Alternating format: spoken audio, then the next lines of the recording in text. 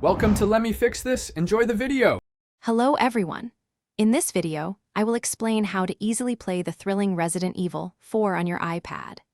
The good news is that a dedicated version is available directly through the App Store, offering an optimized experience tailored for your device. This means you can enjoy the full, intense survival horror adventure without complex workarounds. We will cover everything from checking compatibility to setting up your controls for the best possible gameplay. Let's get started.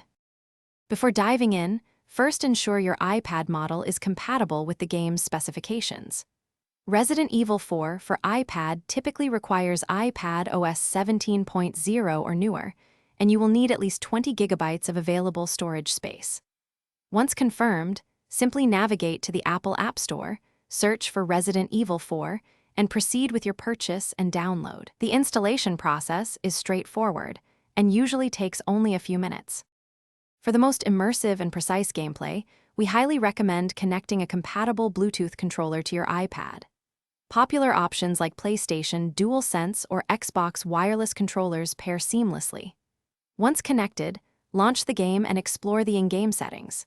Here, you can fine-tune graphics quality, adjust sensitivity, and customize your button layout to perfectly match your playstyle, ensuring a comfortable and responsive experience.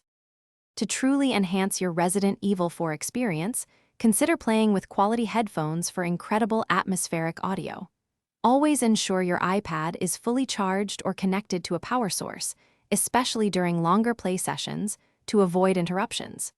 Don't hesitate to experiment with the various difficulty settings to find the perfect challenge level for you.